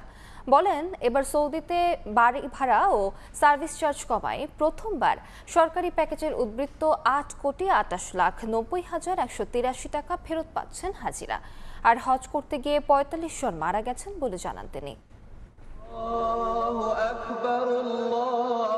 চলতি বছর হজ ব্যবস্থাপনায় সংশ্লিষ্টরা সহ 87,200 জন পবিত্র হজ পালনে সৌদি আরব যান। হজের সব আনুষ্ঠানিকতা শেষে এরই মধ্যে দেশে ফিরেছেন 87,145 জন। সরকারি রোববার দুপুরে সচিবালয়ে সংবাদ সম্মেলনে এবছরের হজ ব্যবস্থাপনার সার্বিক দিক তুলে ধরেন ধর্ম উপদেষ্টা আফম খালিদ হোসেন। এ সময় সিন্ডিকেটের তৎপরতা আর হজ ফ্লাইট বিপর্যয় ছাড়াই চলতি বছর সুষ্ঠুভাবে হজ ব্যবস্থাপনা হয়েছে বলে দাবি করেন উপদেষ্টা। প্রায় 2,000-এর মতো হাজির বিমানের যাত্রায় অনুষ্ঠিত ছিল। বাংলাদেশ বিমানকে রাজি করিয়ে ওনাদেরও যাওয়ার ব্যবস্থা করেছি, ফলে একজন হাজিও ঢাকা বিমানবন্দরে ছিল না। স্বাধীনতার পরে বাংলাদেশের ইতিহাসে এই হজ ব্যবস্থাপনা একটা মাইলফলক হয়ে থাকবে। সৌদি আরবে এবার বাড়ি ভাড়া ও সার্ভিস চার্জ কম থাকায় সরকারি প্যাকেজে খরচ কমেছে জানিয়ে উপদেষ্টা বলেন, প্রথমবারের মতো 8,28,90,000 টাকা হাজিদের ফেরত দেওয়া হবে। ধর্ম মন্ত্রণালয় হজ প্রক্রিয়ায় কোনো ব্যবসা করেন না, আমরা কোনো লাভ করি না। বাড়ি টু বাড়ি, ডোর টু ডোর গিয়ে বাড়ি ভাড়া করেছেন, নেগোসিয়েশন করে বাড়ি ভাড়া কমিয়েছেন। হাজির নাম্বার আমাদের কাছে আছে, তাদের অ্যাকাউন্ট নাম্বার আছে। আমরা খুব অতি সত্তর 8,28,90,183 টাকা, এই পরিমাণ টাকা একেবারে গ্র্যাজুয়ালি তাদের অ্যাকাউন্টে পৌঁছেই দেব। হজ করতে গিয়ে শারীরিক নানা জটিলতায় 45 জন হজযাত্রী মারা গেছেন এবং 9 জন সৌদির বিভিন্ন হাসপাতালে চিকিৎসাধীন বলে জানান ধর্ম উপদেষ্টা। 45 জন হাজি মারা গেছেন। প্রসূন আশিস, সময় সংবাদ, ঢাকা। প্রশাসন ক্যাডারের সঙ্গে দ্বন্দ্বের জেরে শুরু হওয়া এনবিআরের আন্দোলন এক পর্যায়ে রূপ নেয় সরকার বিরোধী ষড়যন্ত্রে। এই কথা জানিয়ে জ্বালানি উপদেষ্টা বলেন, সরকারের আস্থা হারিয়েছেন এনবিআর কর্মকর্তারা, কাজ দিয়ে পুনরুদ্ধার করতে হবে তাদেরই। আবারও জানান, এনবিআরের বদলে দুটি বিভাগ করতে এখন আর আপত্তি নেই কর্মীদের। অধ্যাদেশে ত্রুটি সংশোধন করা হবে বলেও জানান উপদেষ্টা। এনবিআর বিলুপ্ত করে দুটি আলাদা বিভাগ করার সিদ্ধান্তের বিরোধিতা করে 12 মে থেকে আন্দোলনে নামেন কর্মকর্তা কর্মচারীরা, যা চলে 29 জুন পর্যন্ত। এতে ব্যাহত হয় রাজস্ব আহরণ ও আমদানি রপ্তানি কার্যক্রম। ব্যবসা বাণিজ্য, শিল্প, বন্দর ও রাজস্ব আদায় খতিয়ে দেখতে গঠিত হয় উপদেষ্টা পরিষদ কমিটি। রোববার সকালে সচিবালয়ে সংবাদ সম্মেলনে কমিটির আহ্বায়ক জ্বালানি উপদেষ্টা বলেন, এখন থেকে আর জাতীয় রাজস্ব বোর্ড বা এনবিআর নাম থাকবে না, এর বদলে হবে নীতি ও বাস্তবায়ন বিভাগ। দুই বিভাগ করতে এখন আর আপত্তি নেই কর্মীদেরও। এনবিআর কিন্তু আর থাকবে না, এবং এটা কিন্তু সবার জন্যই ভালো, কারণ এনবিআর নাম শুনলে মানুষ একটা লম্বা হাসি দেয়। এনবিআর এর দুইটা ডিভিশনের কথা বলা হয়েছে, রাজস্ব নীতি ও রাজস্ব বাস্তবায়ন। এই দুইটা বিভাগের যে সচিব কে হবে, এই জন্য একটা নীতিমালা করতে হবে। আন্দোলন করে এনবিআর কর্মকর্তারা অর্থনীতি ক্ষতিগ্রস্ত করে সরকারের আস্থা হারিয়েছেন বলে মন্তব্য করেন উপদেষ্টা। বলেন, প্রশাসন ক্যাডারের সঙ্গে দ্বন্দ্বের জেরে শুরু হওয়া আন্দোলন এক পর্যায়ে রূপ নেয় সরকার বিরোধী ষড়যন্ত্রে। সমস্যাটার সূত্রপাত হচ্ছে যে বিসিএস প্রশাসন ক্যাডারের সঙ্গে অন্যান্য ক্যাডারের যে বিরোধ। প্রথমে একটা নিরীহ আন্দোলন, একটা ক্যাডারের সমস্যা, ক্যাডারের প্রসপেক্ট, তো পরে এটা কিন্তু সরকার বিরোধী আন্দোলনে পরিণত হয়েছে। শুধুমাত্র দুটি ক্যাডারের সদস্য নিয়ে রাজস্ব নীতি ও রাজস্ব বিভাগ গঠিত হবে, আমরা কমিটি থেকে মনে করি যে এটাও গ্রহণযোগ্য না। প্রশাসন ক্যাডারের খবরদারি, এটাও গ্রহণযোগ্য না। অধ্যাদেশটাতে কিছু মৌলিক ত্রুটি আছে, সেই ত্রুটিগুলি আমরা সংশোধনের জন্য সরকারকে পরামর্শ দেব। শুধু এনবিআর নয়, ভবিষ্যতে অন্য কোনো সংস্থা বা প্রতিষ্ঠানে কেউ যাতে সেবা বন্ধ করে আন্দোলন করতে না পারে সেজন্য ব্যবস্থা নেওয়া হবে বলেও জানান উপদেষ্টা। আমরা এগুলো প্রসূন আশিস, সময় সংবাদ, ঢাকা। ভিয়েতনাম কিছুটা সুবিধা পেলেও কম খরচে উৎপাদনে এগিয়ে রয়েছে বাংলাদেশ। একইভাবে মার্কিন বাজারে বাংলাদেশের তৈরি পোশাকে সবচেয়ে বড় প্রতিযোগী দেশ চীন, ভারত থেকে পোশাকের ক্রয়াদেশ বাড়ালে গুনতে হবে বাড়তি দাম, কারণ সেসব দেশের সর্বনিম্ন মজুরি বাংলাদেশের চেয়ে বেশি। এমন হিসাব কষে অর্থনীতিবিদরা বলছেন, মার্কিনরা সাশ্রয়ী মূল্যে পোশাক চাইলে বিকল্প নেই বাংলাদেশের। আবারও বৈঠকে বসার আশ্বাসে মত দ্বিমতে 11 জুলাই শেষ হয়েছে বাংলাদেশ মার্কিন দ্বিতীয় দফার শুল্ক আলোচনা। এরপরেই সামনে এসেছে এখন পর্যন্ত ট্রাম্পের আরোপ করা 35% শুল্ক কার্যকর হলে মার্কিন বাজারে কি টিকে থাকতে পারবে বাংলাদেশ? প্রথমেই আসা যাক তৈরি পোশাক শিল্পে। গেল বছর বাংলাদেশ থেকে যুক্তরাষ্ট্রে রফতানি করা $840 কোটি আয়ের মধ্যে 735 কোটি এসেছে তৈরি পোশাক থেকে। বাজারটিতে বাংলাদেশের সবচেয়ে বড় প্রতিযোগী চীন, ভিয়েতনাম, এরপর রয়েছে ভারত, ইন্দোনেশিয়া, কম্বোডিয়া। ইন্ডিয়া এবং চায়নার রেট যদি নাকি ওভার 30% হয়, তাহলে আমি মনে করি যে আমাদের জন্য খুব বেশি পরিমাণ ভয়ের কোনো কারণ নাই, কারণ আমাদের অনেক কস্ট বেশি হইলেও আমাদের কিছু কিছু কস্ট কম, সব মিলে আমরা একটা প্রতিযোগিতামূলক জায়গায় থাকবো। এবং চায়নার আসলে আমাদের প্রোডাক্টগুলো এই মুহূর্তে নেওয়ার তাদের সক্ষমতাও নাই, তাদের ইচ্ছাও নাই। যদি চায়নাকে আমাদের থেকে 10% বা 5% বেশি যদি বেনিফিট তারা পেয়ে যায়, তখন সেটা আমাদের জন্য, বা ইন্ডিয়া যদি পেয়ে যায়, তাহলে সেটা আমাদের জন্য একটা দুশ্চিন্তার কারণ হবে।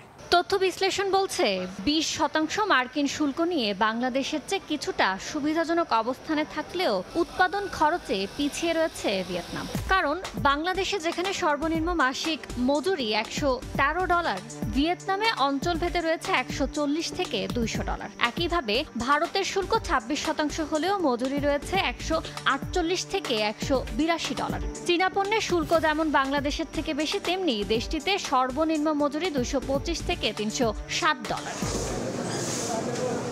এ অবস্থায় অর্থনীতিবিদরা বলছেন, যতটা সস্তা দামে বাংলাদেশি পোশাক পায় যুক্তরাষ্ট্র, এই মানের পোশাক এর চেয়ে কম দামে পাবে না আর কোনো দেশে। তাই শুল্ক আলোচনায় বাংলাদেশকে শক্ত অবস্থানে থাকার পরামর্শ তাদের। এই ডাইনামিক্সের পরেও একটা সার্টেন অংশের জন্য আমরা কম্পিটিটিভ থাকবো। বিকল্প কোনো একটা জায়গা থেকে সস্তায় পেয়ে যাবে, বাট এরকম হবে না। তড়িঘড়ি করে কোনো ধরনের ছাড় আমাদের দেওয়া উচিত না, বেসিক প্রিন্সিপালের খুব বেশি বিপরীতে গিয়ে।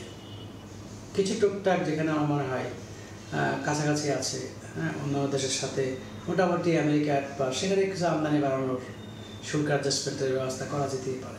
এদিকে ব্রিক্সের সদস্য হয়ে ভারত ও চীনে বাড়তি 10% শুল্ক আরোপ করার হুঁশিয়ারি দিয়েছেন মার্কিন president. 10% charge. That would be India, Brazil. That's right. They have to pay 10%. Yanur Shifat, সময় সংবাদ, ঢাকা। মামলার পাশাপাশি সিদ্ধান্তহীনতার জটিলতা এড়িয়ে অবশেষে নিলামে তোলা হলো হাজার কোটি টাকা মূল্যের পণ্য বোঝাই 475টি কন্টেইনার। চট্টগ্রাম কাস্টম হাউসের ইতিহাসের সর্ববৃহৎ এই নিলামে 350টি কন্টেইনারের পণ্য প্রথম নিলামের সর্বোচ্চ দরদাতা পাওয়ার বিশেষ সুবিধা দেওয়া হচ্ছে। আটকে পড়া কন্টেইনারের জট কমাতেই এই বিশেষ নিলাম আয়োজন হলেও 500 কোটি টাকা বাড়তি রাজস্ব আয়ের লক্ষ্যমাত্রা কাস্টমসের। শাখাত টিপুর ক্যামেরায় বিস্তারিত জানাচ্ছেন কমল দে।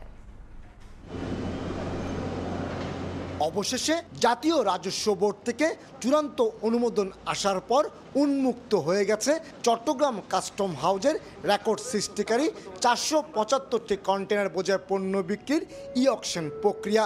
এর মধ্যে বিশেষ আদেশের 350টি কন্টেনারের পণ্য বিডাররা প্রথম নিলামে সর্বোচ্চ দর ডেকে কিনতে পারবেন। তবে বাকি 125টি কন্টেনারের পণ্য কেনার ক্ষেত্রে ভিত্তিমূল্যের প্রথম নিলামে 60% দর তুলতে হবে। এসব পণ্য বিক্রি করে অন্তত 500 কোটি টাকা রাজস্ব আদায়ের লক্ষ্যমাত্রা চট্টগ্রাম কাস্টম হাউজের। যদি আর কোনোটা কন্টেনার কোনো জটিলতার কারণে বাদ না যায়, আমরা আশা করছি অ্যারাউন্ড 450 থেকে 475টা কন্টেনার আমার নিলামে উঠবে। চট্টগ্রাম বন্দরের বিশাল একটি অংশ জুড়ে পড়ে রয়েছে চট্টগ্রাম কাস্টম হাউজের নিলামযোগ্য হাজার হাজার কন্টেনার। কিন্তু উচ্চ আদালতে মামলাসহ নানামুখী জটিলতায় বছরের পর বছর এসব কন্টেনার বোঝাই পণ্য নিলামে বিক্রি করা যাচ্ছিল না। এ নিয়ে প্রতি মাসে রুটিন করে কাস্টম হাউসকে চিঠি দিয়ে আসছিল চট্টগ্রাম বন্দর কর্তৃপক্ষ। তবে 2023 সালের 31 ডিসেম্বরের মধ্যে জমে যাওয়া সকল পণ্য বোঝাই কন্টেনার প্রথমবারের নিলামে বিক্রি করতে বিশেষ আদেশ জারি করেছিল জাতীয় রাজস্ব বোর্ড। এই কন্টেনারগুলো দ্রুত অকশন হলে আমাদের বন্দরের অভ্যন্তরের যে গুরুত্বপূর্ণ জায়গা সেটা খালি হবে এবং আমরা সেখানে আমদানি কন্টেনার রাখতে পারবো। নিলামে তোলা পণ্যের মধ্যে রয়েছে নানা ধরনের chemical, tiles, gypsum board, garments fabrics, paper, সিরামিকের ফুলদানি, ইঞ্জিন অয়েল, হাইড্রোলিক অয়েল এবং গার্মেন্টস অ্যাক্সেসরিজ, এমনকি 24টি মিক্সার মেশিন গাড়িও রয়েছে নিলামে তোলা পণ্যের তালিকায়। এক্ষেত্রে নিলাম প্রক্রিয়ার মতো ডেলিভারিও সহজ করার দাবি বিডারদের। এখানে উচিত হবে যে মূল্যেই বিড পড়ে সর্বোচ্চ দরদাতাকে অনুমোদন দেওয়ার ব্যবস্থা করা। 15 দিনের মধ্যে অনুমোদন, 15 দিনের মধ্যে ডেলিভারি কার্যক্রম শেষ করা। তা আমরা আশা করতেছি এই প্রক্রিয়ার জন্য সবসময় বলবৎ থাকে। কাস্টম হাউসের তথ্য মতে সশরীরে না এসেও অনলাইনে দেশের যে কোনো প্রান্ত থেকে এই নিলামে অংশ নেওয়া যাবে। বিশেষ সুবিধাপ্রাপ্ত 350টি কন্টেনার ই অকশন চূড়ান্ত হবে 6 আগস্ট, আর 125টি কন্টেনার ই অকশন শেষ হবে 3 আগস্ট। এরপরেই দর যাচাই বাছাই প্রক্রিয়া শেষ করে পণ্য ডেলিভারি পাবেন সর্বোচ্চ দরদাতা। চট্টগ্রাম বন্দরের বিভিন্ন ইয়ার্ডে এ ধরনের অন্তত 10,000 কন্টেনার 10 থেকে 20 বছর পর্যন্ত অপেক্ষায় রয়েছে নিলামের। একদিকে যেমন পণ্যগুলো নষ্ট হচ্ছে, ঠিক তেমনি হাজার কোটি টাকার রাজস্ব হারাচ্ছে Chittagong custom house. Chittagong custom হাউসের নিলাম শেড থেকে কমল দে, সময়। ফেনীতে বানের পানি কমলেও এখনো কমেনি দুর্ভোগ। পানি নামতে থাকায় ফুটে উঠছে ক্ষয়ক্ষতির পরিমাণ। জেলার সদর উপজেলা ছাগলনাইয়া ও দাগনভূঞার কিছু অংশে লোকালয়ে এখনো পানি রয়েছে। পানি উন্নয়ন বোর্ড জানিয়েছে পরশুরাম ও ফুলগাজীতে বন্যা নিয়ন্ত্রণ বাঁধের 36টি স্থান ভেঙে গেছে। ফেনী পরশুরামের চিথলিয়া ইউনিয়নের ধনীকুণ্ডা নামক এই যে ধোপাবাড়িটি, এখানে নির্মল দাস সহ আরও তার 4 ভাইয়ের ঘর এভাবে বিলীন হয়েছে। শুধু এরকম বাঁধের গোড়ায় যারা ছিল, যেখানে ভেঙেছে, তাদের অনেকের বাড়িঘরের এমন হারিয়ে খোলা আকাশের নিচে অবস্থান করছেন। টানা বর্ষণ ও ভারতের উজান থেকে নেমে আসা ঢলে গত 7 জুলাই ভেঙে যায় ফেনীর মুহুরী নদীর বন্যা নিয়ন্ত্রণ বাঁধের 36টি পয়েন্ট। এতে লোকালয়ে পানি ঢুকে প্লাবিত হয় পরশুরাম, ফুলগাজী, ছাগলনাইয়া ও সদর উপজেলার অন্তত 112টি গ্রাম। বৃহস্পতিবার থেকে নামতে শুরু করে বানের পানি। এরপর থেকেই দৃশ্যমান হচ্ছে বন্যার ক্ষতি ও ভয়াবহতা। ফুলগাজী ও পরশুরাম উপজেলায় নষ্ট হয়ে গেছে বীজতলা, ক্ষতিগ্রস্ত হয়েছে সবজি ক্ষেত। দ্রুত বাঁধের ভাঙ্গা স্থানগুলো মেরামত করা না হলে ফের বন্যার আশঙ্কা স্থানীয়দের। ঘরের ভিতরে তো কিছুই নেই, যে হাল্লা হাড়ি মনে করেন ভাত রান্নার মতো কিছুই নেই। আমরা তো খালি জীবনটা কোনোরকম পাইছি, এটাই শুক্রিয়া। আমরা সব মারিয়ে যেতাম, আমাদের কিছুই নেই। বীজতলা সব শেষ, যা বসাইছে সব হসি গলি। নদী যদি আবার যে খোলা আছে, যে পরিস্থিতি আমরা যদি পানি আসে আবার আমরা বাঁচতে হইব। বন্যা নিয়ন্ত্রণ বাঁধ পুনর্নির্মাণে দ্রুত কাজ শুরুর আশ্বাস পানি উন্নয়ন বোর্ডের। আমরা ক্ষয়ক্ষতির প্রকৃত চিত্র তুলে ধরার চেষ্টা করছি। একই সঙ্গে এই ভাঙনগুলি বন্ধ করার জন্য সব রকমের প্রচেষ্টা গ্রহণ করছি। জেলা প্রশাসনের দেওয়া তথ্য মতে বন্যায় ক্ষতিগ্রস্ত গ্রামগুলোর মধ্যে পরশুরাম ও ফুলগাজী উপজেলায় 67টি, ছাগলনাইয়া 15টি, ফেনীর সদরে 1টি ও দাগনভূঞায় 2টি রয়েছে। আতিয়া সজল, সময় সংবাদ, ফেনী। চট্টগ্রামের সাবেক মেয়র ও সংসদ সদস্যদের দখলে থাকা অবৈধ স্থাপনা গুড়িয়ে দিয়েছে পানি উন্নয়ন বোর্ড। এসব জায়গা দখল করে অবৈধভাবে মিনি স্টেডিয়াম, রেস্তোরাঁ, গ্যারেজ সহ বিভিন্ন প্রতিষ্ঠান তৈরি করা হয়েছিল। জলাবদ্ধতা নিরসনে দখলমুক্ত স্থানে জলাধার নির্মাণ করার পরামর্শ পরিকল্পনাবিদের।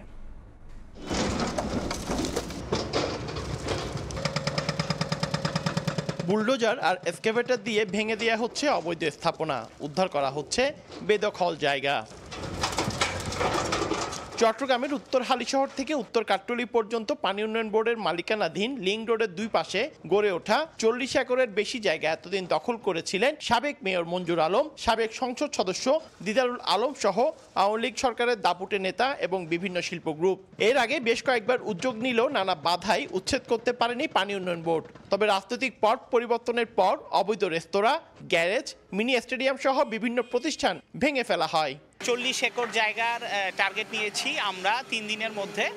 আর এটার মধ্যে আমরা দেখলেন যে মিনি স্টেডিয়ামটা রয়েছে। 3 দিন কর্মসূচির প্রথম দিনে রোববার সকালে জেলা প্রশাসন, পুলিশ ও সেনাবাহিনী সদস্যদের নিয়ে এই উচ্ছেদ অভিযান পরিচালনা করা হয়। আমাদের যে জায়গাগুলো বিরোধপূর্ণ এবং বিরোধপূর্ণ ছাড়া সেই জায়গাগুলো আমরা ডিমার্কেট করে দিয়েছি আগেই এবং খুব শান্তিপূর্ণভাবে আমরা এখানে আমাদের উচ্ছেদ কার্যক্রম পরিচালনা করছি। দখলমুক্ত করা বিস্তীর্ণ জায়গায় জলাধার করা গেলে নগরীর জলাবদ্ধতা শতভাগ নিরসন করা সম্ভব বলে মনে করেন নগর পরিকল্পনাবিদ। জলাধার যদি নির্মাণ করা হয় তাহলে এই পানিগুলো এখানে আসলে তাহলে জলাবদ্ধতা শহরের চট্টগ্রাম শহরের জলাবদ্ধতা প্রায় 100% কমে যাবে। দখলমুক্ত জায়গা কাঁটাতার দিয়ে ঘিরে ফেলে পানি উন্নয়ন বোর্ড, যাতে নতুন করে কেউ দখল করতে না পারে। পার্থপ্রতিম বিশ্বাস, সময় সংবাদ, চট্টগ্রাম। নড়াইলের কালিয়া উপজেলা স্বাস্থ্য কমপ্লেক্সের ওষুধ পাচারের সময় হাতে নাতে ধরা পড়েন প্রতিষ্ঠানটির এক কর্মী। সব জেনেও নির্বিকার প্রশাসন। ঘটনার একটি ভিডিও এরই মধ্যে ছড়িয়ে পড়েছে নেট দুনিয়ায়। এদিকে মানববন্ধন করে জড়িতদের আইনের আওতায় আনার দাবি স্থানীয়দের। সজীব রহমানের তথ্য ও ছবিতে রিপোর্ট। আমি টের পাইছেন তখন এলাকার ওইখানে ব্যাগটা ওই পাশে রাখতে গেছেন, সবগুলো ঢালেন না। এভাবেই দিনে দুপুরে উপজেলা স্বাস্থ্য কমপ্লেক্স থেকে ব্যাগ ভর্তি করে সরকারি ওষুধ নিয়ে যাচ্ছিলেন এক কর্মচারী। পরে ধরা পড়েন সাংবাদিকের ক্যামেরায়। আপনার সাথে কেউ ছিল না, আমি যখন ওষুধ তুলেন আমি এখানে দেখেছি। শনিবার দুপুরে নড়াইলের কালিয়া উপজেলা স্বাস্থ্য কমপ্লেক্সের আউটসোর্সিং এর আয়া সবিতা রানী দাস ব্যাগ ভর্তি করে সরকারি ওষুধ নিয়ে যাচ্ছিলেন বাড়ি। স্থানীয় এক সাংবাদিক এ নিয়ে প্রশ্ন করলে কোনো সদুত্তর দিতে পারেননি তিনি। এ বিষয়ে স্বাস্থ্য কমপ্লেক্স কর্তৃপক্ষের কাছে জানতে চাইলে দেখান খোড়া যুক্তি। বিষয়টি সামাজিক যোগাযোগ মাধ্যমে ছড়িয়ে পড়লে জনমনে সৃষ্টি হয় ক্ষোভ। দুইটা ওষুধ দিয়েছে হাসপাতালে আর বাইরের থেকে বাকিগুলো কিনতে হবে। কোনো মহিলারা কয় না যে আমরা ওষুধ পাই, আমাকে ব্যানে উঠে সব মহিলারা খাবরাতে যায়। হাসপাতালের স্টাফ যারা আছে তাকে ব্যাগ ভর্তি করে একজন আপনাদের আউটসোর্সিং এর হ্যাঁ নিতে পারে তারাও 3-4টা কেটে নিয়ে গেছে। এদিকে স্বাস্থ্য কমপ্লেক্সের বিরুদ্ধে রয়েছে সরকারি নিয়ম না মানার অভিযোগ। বিশেষ দিবস ছাড়া জাতীয় পতাকা উত্তোলন করা হয় না। এখানেও কর্মকর্তার দায় সারা জবাব নাই। প্রতিদিন অতটা নাই। আপনি দেখেন যদি উপজেলা স্বাস্থ্য কমপ্লেক্সটির বিরুদ্ধে ওষুধ চুরির টেন্ডারে অনিয়ম সহ নানাবিধ অভিযোগ তুলে রোববার দুপুরে মানববন্ধন করেন স্থানীয়রা। দাবি জানান জড়িতদের আইনের আওতায় আনার। যে নোংরা পরিবেশ, এখানে কোনো মানুষ আসার পরে দেখা যায় সুস্থ মানুষও অসুস্থ হয়ে যায়, সঠিক চিকিৎসা পায় না, পর্যাপ্ত ডাক্তার নাই। আপনি এভাবে প্রক্রিয়ায় দিন দেন, আমাদের কাছে তথ্য আছে। তবে ব্যবস্থা নেয়ার গতানুগতিক আশ্বাস কর্তৃপক্ষের। ফার্মাসিতে আবার কিন্তু লিপিবদ্ধ থাকে কোন টিকিটের এগেইনস্টে কোন ওষুধ দেওয়া হলো। আমি আমার ঊর্ধ্বতন কর্তৃপক্ষকে ব্যাপারটা অবগত করে এ ব্যাপারে কার্যকর পদক্ষেপ গ্রহণ করব। 50 শয্যার কালিয়া উপজেলা স্বাস্থ্য কমপ্লেক্সের বহির্বিভাগে প্রতিদিন গড়ে 400 রোগী সেবা নিতে আসেন। সময় সংবাদ। সুন্দরবনের নাইখংছড়ির ধুমধুম সীমান্তে পুঁতে রাখা মাইন বিস্ফোরণে এক বাংলাদেশি আহত হয়েছেন। রোববার নিকুছড়ি সীমান্তের 41-42 নম্বর পিলারের মধ্যবর্তী মিয়ানমার সীমান্তের অভ্যন্তরে ঘটনা ঘটে। পুলিশ জানায় মিয়ানমারের অভ্যন্তরে বাঁশ কাটতে যায় হোসেন মিয়া। সে সময় আরাকান আর্মির পুঁতে রাখা মাইন বিস্ফোরণ হয়। হোসেন মিয়ার বাম পায়ের গোড়ালি বিচ্ছিন্ন হয়ে যায়। স্থানীয়রা তাকে উদ্ধার করে হাসপাতালে নিয়ে যায়। প্রাথমিক চিকিৎসা শেষে উন্নত চিকিৎসার জন্য নেওয়া হয় চট্টগ্রাম মেডিকেলে। গেল 2 মাসে নাইখংছড়ি সীমান্তে মাইন বিস্ফোরণে আহত হলো 7 বাংলাদেশি।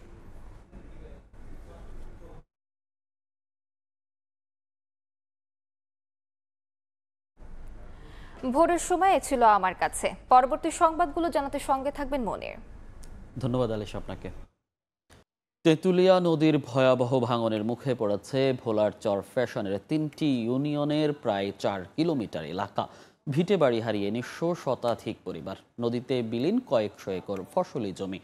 সর্বহারা অনেক পরিবার আশ্রয় নিয়েছে অন্যের জমিতে। তবে ভাঙন রোধে জরুরি ব্যবস্থার পাশাপাশি স্থায়ী পদক্ষেপ নেয়ার কথা জানিয়েছে পানি উন্নয়ন বোর্ড। নাসিরউদ্দিন লিটনের রিপোর্ট, ছবি তুলেছেন উৎপল দেবনাথ। নদী ভাঙ্গি সব লই যাইতে আছেন। তেঁতুলিয়ার ভাঙনে ফসলি জমি ভিটে বাড়ি হারিয়ে নিঃস্ব জয়নাল আবেদিন। যে নদী সব গিলে খেয়েছে তার তীরে দাঁড়িয়ে জন্মভিটা রক্ষায় সৃষ্টিকর্তার কাছে প্রার্থনা তার। একই অবস্থা ভোলার চরফেশনের চর নুরুল আমিন গ্রামের বেরিবাদের বাইরে থাকা বেশিরভাগ বসত ভিটার। নীলকমল ইউনিয়নের কাশেম বাজার থেকে বাংলা বাজার পর্যন্ত প্রায় ৩ কিলোমিটার এলাকা তেঁতুলিয়ার ভয়াবহ ভাঙনের মুখে। ইতোমধ্যে ১০০ একর জমি ও শতাধিক ঘরবাড়ি বিলীন। ভাঙনের ঝুঁকিতে বাঁধের বাইরের বসবাসকারী ২ শতাধিক পরিবার, ৩টি বাজার ও কয়েকটি শিক্ষা প্রতিষ্ঠান। এছাড়া নুরাবাদ ইউনিয়নের গাছিরখাল ও আহমদপুর ইউনিয়নের ভারানি বাজার এলাকায়ও ভাঙন দেখা দিয়েছে। আমার পরিবারের প্রায় ১০ থেকে ১২ একর জমি ছিল ওইদিকে। এক বছরে প্রায় ৫ থেকে ৬ একর জমি নদী ঘরে বিলীন হয়ে গেছে। নদীর ভাঙনে বাপদাদার বিটা ভাঙি যা, তারপরে আমি ঘর বাড়ি ছেড়ে দিয়ে এখন মানে মুজিবনগর যায় একজনের জায়গায় ওরকার থাকি। এখন যেন ভাঙ্গা যাবে, আমরা যেন কোথায় যাব, কিভাবে নিয়ে স্থান নিব, আমাদের এমন কোনো পরিকল্পনা নেই, আর এমন কোনো আর্থিক অবস্থাও নাই। এই অবস্থায় নীলকমল ইউনিয়নের অধিক ঝুঁকিপূর্ণ ৩০০ মিটার এলাকা ভাঙন রোধে জরুরি ব্যবস্থা নিয়েছে পানি উন্নয়ন বোর্ড।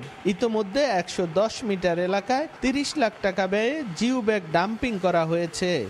রিপোর্টের ভিত্তিতে এখানে ডিপিপি প্রণয়ন করে এবং পার্মানেন্ট প্রোটেকশন ওয়ার্কের দিকে আমরা যাব। তেঁতুলিয়া পাড়ের নীলকমল, নুরাবাদ ও আহমেদপুর ইউনিয়নে ২ লক্ষাধিক মানুষ বসবাস করে।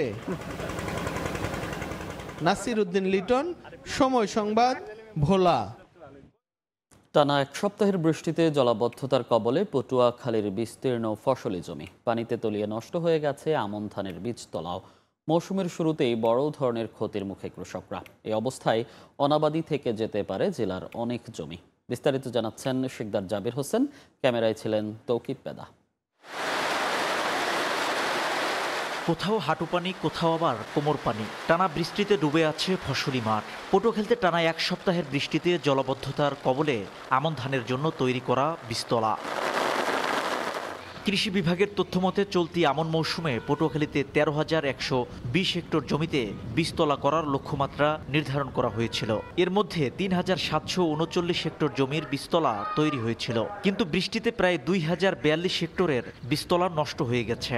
নতুন করে তৈরি করতে সময় নষ্ট ও খরচ বেড়ে যাওয়ায় দুশ্চিন্তায় কৃষক। টানা ১ সপ্তাহ বৃষ্টির ভিতরে এই আমার বীজগুলো সব ডুবিয়ে গেছে, এখন তো সব পচে গেছে। একখানি জমির ভুঁই সব বীজ সব নষ্ট হয়ে গেছে। এখন যে বীজ হালামো এরকম কোনো সম্বল আমার কাছে নাই।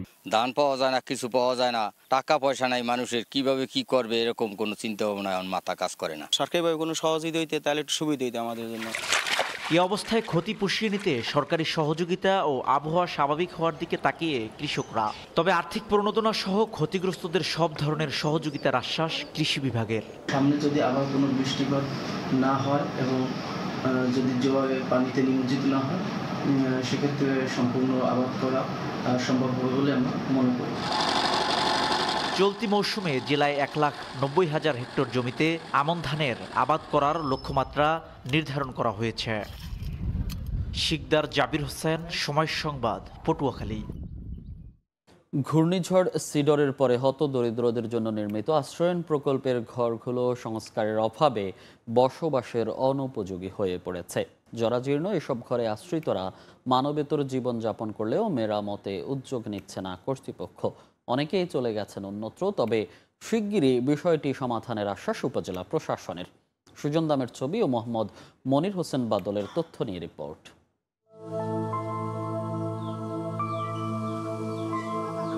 ঘূর্ণিঝড় সিডরের তাণ্ডবে ঘরবাড়ি হারিয়ে নিরুপায় রাশিদা বেগমের পরিবারের ঠাঁই হয় পটুয়াখালী সদরের আউলিয়াপুরে আশ্রয়ন প্রকল্পের ঘরে। কিন্তু ৫ বছরের মাথায় ঘরগুলো বসবাসের অনুপযোগী হয়ে পড়ে। জোড়াতালি দিয়ে কোনো রকম ১৭টি বছর পার করেছেন তারা, কিন্তু বর্তমানে বসবাসের সম্পূর্ণ অনুপযোগী হয়ে পড়েছে ঘরগুলো। সিজারের বন্যায় সব লই গেছে বাবা, এখন আমি কষ্ট করিয়া থাকতে আসি, আমার খাওয়া অনেক কিন্তু অনেক কষ্ট হয়, খাওয়া অনেক কষ্ট হয়, পানি পরে কষ্ট করতে আসে, মরলে কোনানে আমার ছুঁইবে, কোনানে কি করবে সেই জায়গাটা আমার নাই। আশ্রয়ণ প্রকল্পের ৭৯টি ঘরের একই দশা, নেই বিশুদ্ধ পানি আর পয়ঃনিষ্কাশনের ব্যবস্থা।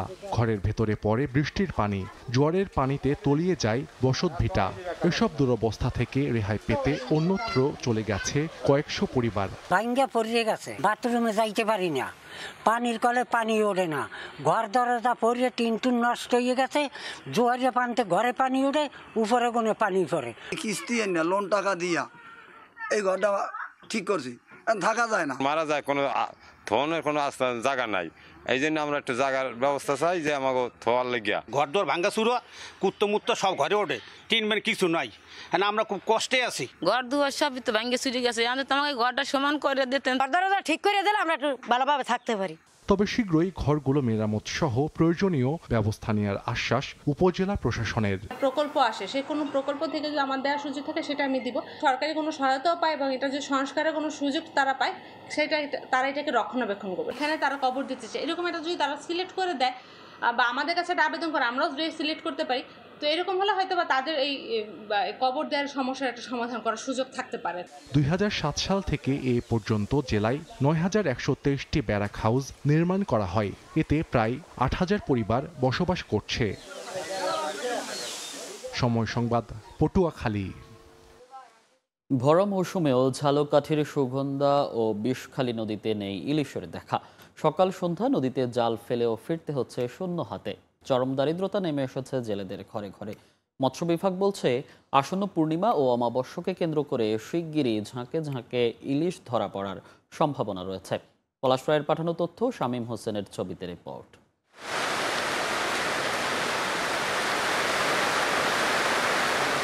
চলছে আষাঢ়ের শেষ সময়, আসছে শ্রাবণ। এই সময়টা ঝাঁকে ঝাঁকে রূপালী ইলিশ ধরা পড়ত জেলেদের জালে। কিন্তু এই ভরা মৌসুমেও ঝালকাঠির সুগন্ধা ও বিষখালী নদীতে ইলিশের দেখা নেই।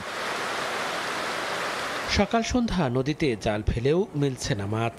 এনজিওর ঋণ ও মহাচন্দ্রের কাছ থেকে দাদন নিয়ে জাল ও নৌকা মেরামত করেছিলেন জেলেরা। তারা এখন আরও ঋণগ্রস্ত হয়ে পড়েছেন। জেলেদের ঘরে ঘরে এখন চরম দরিদ্রতা। এই দিনে যদি ইলিশ মাছ ভরা থাকা লাগে নদীতে, এই দিনে নদীতে মাছ ভরা থাকা লাগে, মাছই নেই। এই একটু ইলিশ মাছ পাইছি, 10,000 টাকা ঋণ এনে তারপর আমার সংসার চালাইতেছে। ঠিক আছে, দেখা যাইতেছে মাস গেলে সুদের টাকা লইয়ে তাদের সাথে গ্যাঞ্জাম হইতেছে। চাউল আনলে ডাইল আনতে পারি না, ডাইল আনলে নুন আনতে পারি না, এই অবস্থায় আর কি চলতে আছে জীবন। মৎস্য বিভাগ বলছে, জলবায়ু পরিবর্তনের আগ্রাসন, নদীতে ডুবোচর সহ প্রাকৃতিক নানা কারণে এমনটি ঘটছে। তবে সামনে পূর্ণিমা ও অমাবস্যার সময় আসছে, তখন ঝাঁক বেঁধে ইলিশ ধরা পড়ার সম্ভাবনা রয়েছে। ইলিশ ধরা পড়ার একটা সময় আছে, আপনার হলো অমাবস্যা পূর্ণিমার সাথে রিলেটেড। আমরা আশা করছি যে আর কিছুদিনের মধ্যে হয়তো ইলিশের প্রাচুর্যতা দেশে বৃদ্ধি পাবে। জেলায় ৩৫০০ নিবন্ধিত ইলিশ ধরার জেলে রয়েছেন। সময় সংবাদ, ঝালকাঠি। ২১ বিলিয়ন ইউরোর পণ্যের ওপর শুল্ক বসানোর সিদ্ধান্ত পিছিয়েছে ইউরোপীয় ইউনিয়ন। আলোচনার সুযোগ তৈরি করতেই এমন সিদ্ধান্ত বলে জানান উর্সুলা ভন ডার লিয়েন। তবে তিনি সতর্ক করে বলেন, সমাধান না হলে প্রতিরোধমূলক ব্যবস্থা নিতে প্রস্তুত থাকবে ইইউ।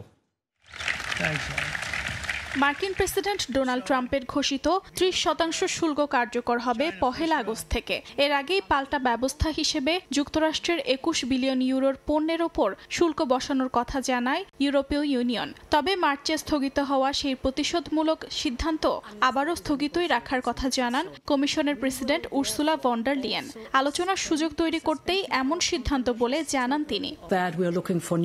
ব্রাসেলসে এক সংবাদ সম্মেলনে ভন ডার লিয়েন বলেন, যুক্তরাষ্ট্র থেকে চিঠি এসেছে, বলা হয়েছে সমঝোতা না হলে আগস্ট থেকে শুল্ক কার্যকর হবে। তাই পাল্টা শুল্ক প্রস্তুতির পাশাপাশি আলোচনার সময় বাড়ানো হয়েছে আগস্টের প্রথম দিক পর্যন্ত।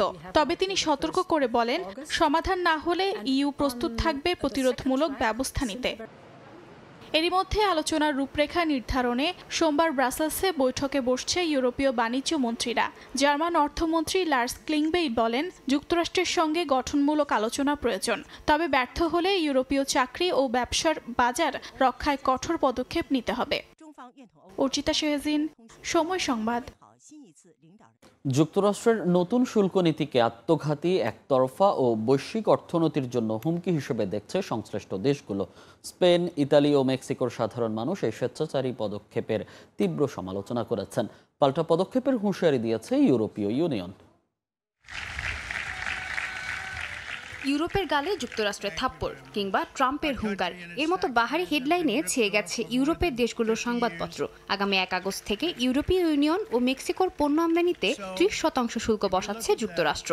প্রেসিডেন্ট ডোনাল্ড ট্রাম্প ট্রুথ সোশ্যালে পোস্ট দিয়ে জানিয়েছেন, ইউরোপীয় ইউনিয়ন যুক্তরাষ্ট্রকে ধোঁকা দিতে গঠিত হয়েছে, যার কারণে এই কঠোর সিদ্ধান্ত নিয়েছেন তিনি। তার ভাষায়, ইউরোপ বহু বছর ধরে যুক্তরাষ্ট্রের সঙ্গে অন্যায্য বাণিজ্য করছে।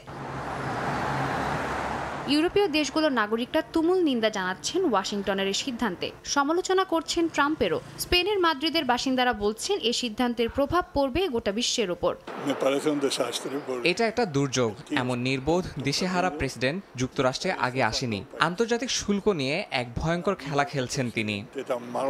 ইতালির পত্রিকাগুলোর শিরোনামে উঠে এসেছে এই শুল্ক ইস্যু। লা স্টাম্পা ও লা ভেরিতার মতে, এই সিদ্ধান্ত ট্রাম্পের পক্ষ থেকে এক সরাসরি চ্যালেঞ্জ। ইউরোপীয় কমিশনের president Ursula von der Leyen বলেন, চুক্তি না হলে ইইউ প্রতিশোধমূলক ব্যবস্থা নিতে প্রস্তুত। মেক্সিকোর প্রতিক্রিয়াও কম তীব্র নয়। বাসিন্দারা বলেন, ট্রাম্প এমন একটি কৌশলে এগোচ্ছেন যা মেক্সিকো, কানাডা ও ইইউর মতো বাণিজ্য সহযোগীদের ক্ষতিগ্রস্ত করবে, যা একটি ভয়ঙ্কর ভুল। আমার মনে হয় এটি মেক্সিকোকে ভয় দেখানো এবং আমাদের নিয়ন্ত্রণ করার জন্য তৈরি একটি কৌশল, কিন্তু এটি আমাদের কোথাও পৌঁছাতে সাহায্য করবে না। এটি নিজের পায়ে কুড়াল মারার মতো। অনেকে বলছেন, ট্রাম্প তাদের ভয় দেখাতে চাইছেন, কিন্তু এতে কোনো লাভ হবে না। মেক্সিকো যেসব পণ্য তৈরি করে সেগুলো যুক্তরাষ্ট্রেরই দরকার বলে দাবি তাদের। সাদিয়া তাসনিম, সময় সংবাদ। নাইজেরিয়ার সাবেক প্রেসিডেন্ট মুহাম্মদু বুহারি মারা গেছেন। স্থানীয় সময় রোববার যুক্তরাজ্যের রাজধানী লন্ডনের একটি ক্লিনিকে চিকিৎসাধীন অবস্থায় 82 বছর বয়সী সাবেক এই প্রেসিডেন্ট শেষ নিঃশ্বাস ত্যাগ করেন। সামাজিক যোগাযোগ মাধ্যম এক্সে দেয়া এক পোস্টে বুহারির মৃত্যুর তথ্য নিশ্চিত করেন তার ডিজিটাল যোগাযোগ বিষয়ক বিশেষ সহকারী বশির আহমদ। মুহাম্মদু বুহারি প্রথমে সেনা শাসক হিসেবে দেশটির ক্ষমতায় এসেছিলেন, পরে নির্বাচিত গণতান্ত্রিক নেতা হিসেবে দেশ পরিচালনা করেন তিনি।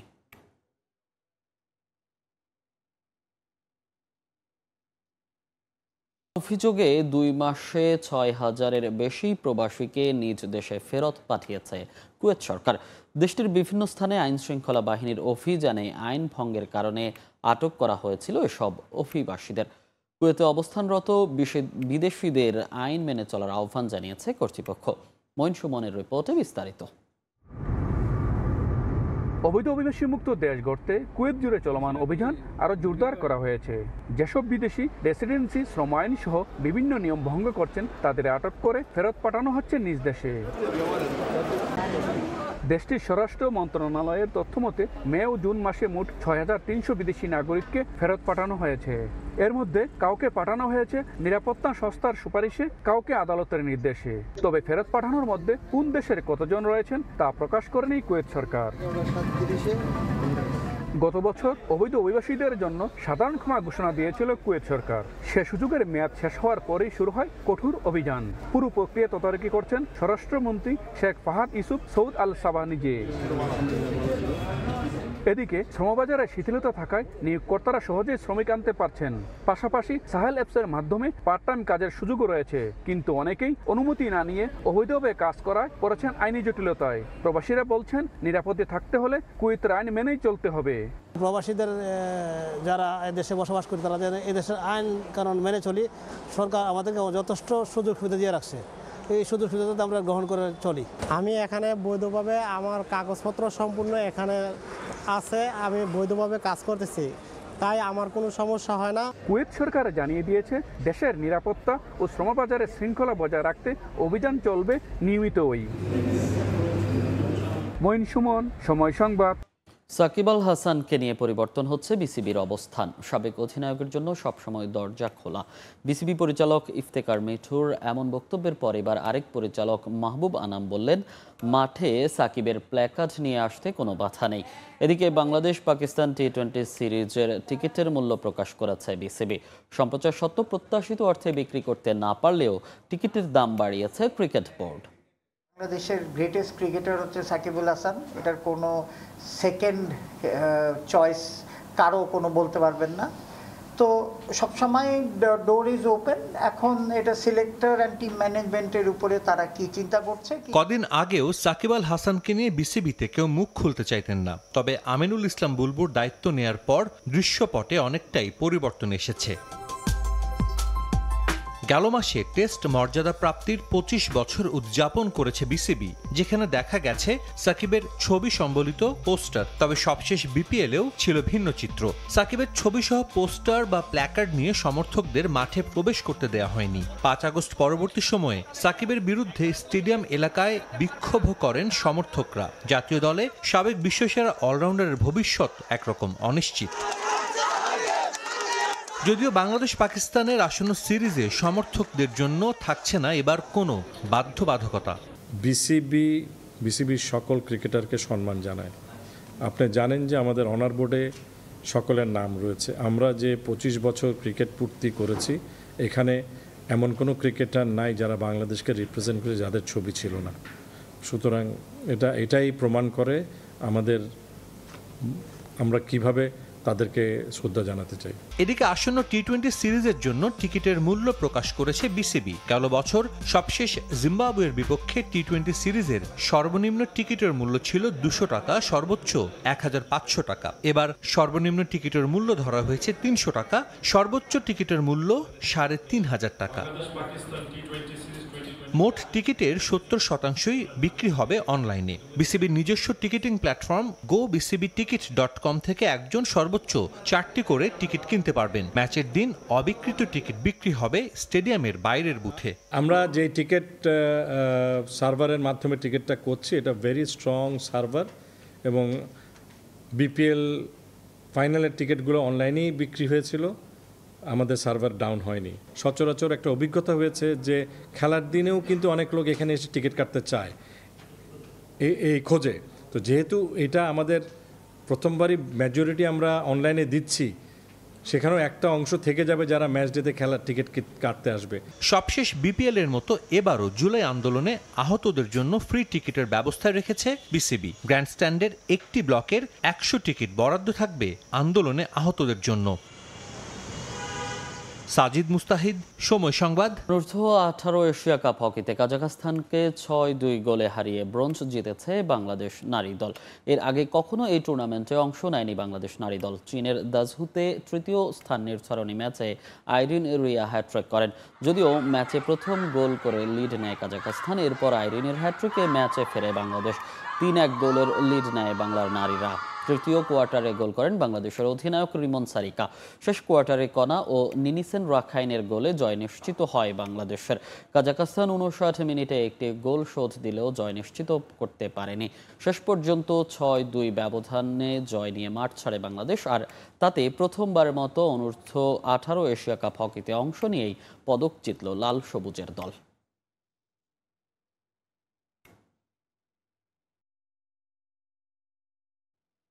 এ পর্যায়ে শীর্ষ সংবাদগুলো জানিয়ে দিচ্ছি আরেকবার। বিএনপিকে তুড়ি মেরে উড়িয়ে দেওয়া যাবে না, জাতীয়তাবাদী শক্তির বিরুদ্ধে অপপ্রচারের অভিযোগ নেতাদের। পেশি শক্তি ব্যবহার করে ক্ষমতায় আসা যাবে না, হুঁশিয়ারি এনসিপির। হাইকোর্টের আদেশে টিউলিপের ফ্ল্যাট জালিয়াতির মামলার কার্যক্রম স্থগিত। তদন্ত চলা অবস্থায় স্থগিতাদেশ অস্বাভাবিক বলছেন আইনজীবী। আপিলের সিদ্ধান্ত দুদকের। রোগী ভর্তি হলেও মিলছে না সিট, অসহযোগিতার অভিযোগ স্টাফদের বিরুদ্ধে। লম্বা লাইনে ভোগান্তিতে বয়োজ্যেষ্ঠ ও গুরুতর অসুস্থতা, নানা সংকটে জাতীয় চক্ষু হাসপাতাল। পোশাক খাতের কম উৎপাদন খরচ যেন আশীর্বাদ, মার্কিন শুল্কে ভিয়েতনাম সুবিধা পেলেও এগিয়ে বাংলাদেশ। চলমান আলোচনায় শক্ত অবস্থানে থাকার পরামর্শ অর্থনীতিবিদ।